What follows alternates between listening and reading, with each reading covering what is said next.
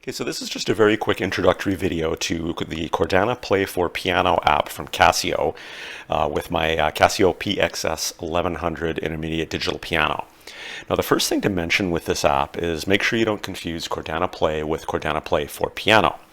The regular Chordana Play app is just for keyboards like my Casio Tone CTS-1 or any of the other Casio Tone line of keyboards like the 100, 200, 300. While the regular Chordana Play app does have some cool features, I've never really been a big fan of it for two major reasons. The regular Chordana Play doesn't offer any control over your keyboards, so there's no graphical interface to help you choose voices or change settings. And while it does have some teaching and play along features, a lot of that uses the falling note piano roll approach, which to me is a hand coordination video game, and it's not really teaching you anything of value. If you are looking for some great online piano courses that worked really well for me, I will have some links below to courses and apps that I've purchased myself and highly recommend. So Chordana Play for Piano, however, does add the ability to control your piano with a nice graphical interface. Now I do intend to do an in-depth review of Chordana Play for Piano specific to my Casio PXS-1100, so I'm not going to spend a huge amount of time on it here, but there are a couple of general things that I wanted to talk about. Now, for the most part, the app is pretty intuitive. It's easy to find what you're looking for, and the graphical interface is pretty easy to use and read, and almost all of the possible settings are included. The only non-intuitive part of the app, at least to me, is right at the start when you enter a piano remote controller from the main menu. Now, the other choices here, like the MIDI player, the built-in songs, etc., those are more like the regular Chordana Play, so I'm not going to talk about those here. It's just the piano remote controller I wanted to talk about. So when I hit piano remote controller, you get this screen where it's saying load settings, send from app to piano, or send from piano to app, and then there's this destination thing. The destinations are actually just registrations where you can store your current settings for quick recall later. So if you've customized your voices, your settings, whatever, this is going to be how you can save those without having to manually redo that every time you want them. So for example, if I was to say send from app to piano and choose destination, I'm going to just call it registration because that's what it is, number 1, and click OK. That's going to connect to my my piano and then load whatever settings were in there. Now the setting that was in there, if I go into the keyboard source, I happen to like light 1 for touch sensitivity. So that's how I can do that and load that in very quickly and easily. Now if I just go back out here for a second, go back into the piano remote controller. If I was to say send from piano to app, it's going to take whatever settings are in the piano and then load those into the app.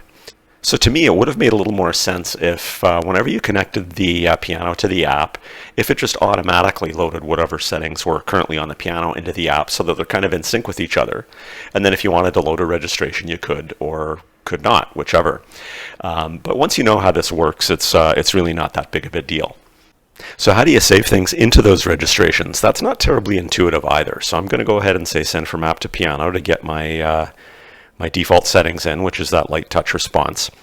If I've changed some other settings in here, let's say I want to go into tone and I want to turn layer off, or sorry, layer on, and then save that to a different setting. This arrow up at the top right-hand corner that's pointing down, you hit that, and that's how you can choose what registration to save that into. So if I put that in registration 4 and click OK, and then I go back out again, and then I reconnect and say I want registration 4, it's going to come back in and it's going to load in that layered strings voice. So just general navigation here. The tone section is going to be how you choose your tones. So you can choose whatever tone you want for the upper and the lower, etc. And you can, for each of those tones, you can make changes. Like I can set the volume, and I can do an octave shift or whatever I want. If I put that layer back on, I can choose a different layered voice. And for the layered voice, I can select to adjust its relative volume. I can octave shift it. I can detune it. It's also actually very handy. I can turn on and off the damper pedal for the layered voice, which is really, really cool if you're, let's say you're layering it with strings, is probably the most common example. And sometimes the strings can overpower the piano voice. So I might come in here and make the strings a little bit quieter and then turn off the damper pedal for the strings. So it's pretty straightforward and intuitive in there. And if I want to split the keyboard, then I can see the split point, and it's always going to split it with the bass guitar in the left-hand side, and then I can choose whatever voice I want on the top. You can also, with the bass, go in here and configure its relative volume, and by default the damper pedal is off for the bass, which makes sense because you're probably not going to want to sustain your bass. Then, once again, pretty intuitive. The keyboard sound source, this is where you set your touch response, tuning, transposing, octave shifting.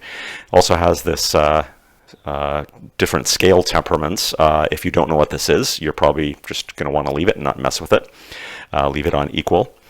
You can also adjust the keyboard volume. You can turn on stretch tuning. Go out here to configure the damper pedal. If you want the damper pedal to be something other than a sustain pedal, you could do that. You can also decide whether or not you want the speakers enabled, which is super, super handy.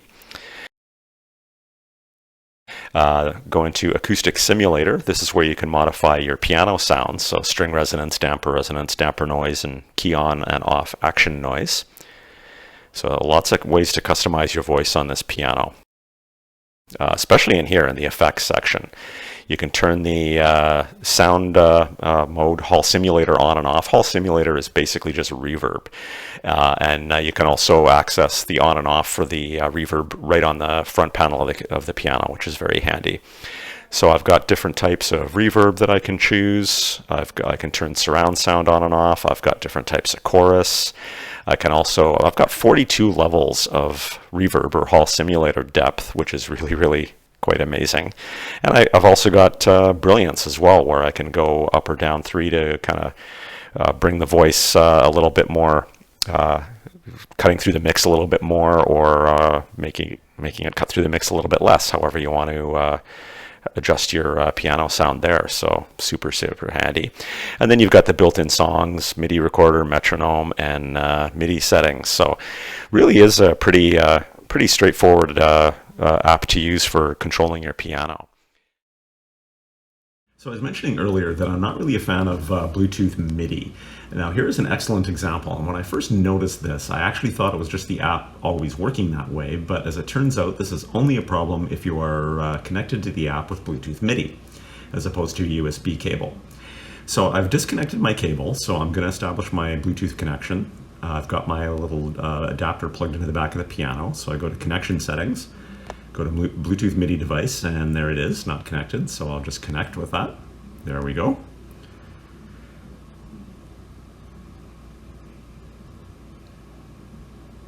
So now I'm connected. So I'm going to go back into here, and I'm going to go to Piano Remote Controller, and I'll do the Send from App to Piano and load in my default registration number 1. First thing you're going to notice is it is quite laggy with Bluetooth, so this is taking quite a while. So I'm in there, and if I go into Keyboard Sound Source, you can see it loaded my touch sensitivity preference that I have. So the issue is if you're connected with Bluetooth MIDI instead of a cable, settings you change on the piano are not always, and actually very seldom, reflected in the app. So as an example, I'm going to go into Tone. You can see right now I'm on Grand Piano Concert. I'm going to switch that to 60s Electric Piano. So that's fine, everything's great. But what if I, on the piano, switch back to Grand Piano? It doesn't get reflected in the app. Even if I go back out, go back in, do all of that, it still says 60s Electric Piano. Now I had just thought that that's how the app worked, but if I do that with a cable, the app and the piano are always in sync with each other. A change I make on one is reflected on the other, and vice versa. So if you're going to be using Bluetooth MIDI, just be aware of that, and probably just get in the habit of never making any setting changes on your piano. Just make them all within the app.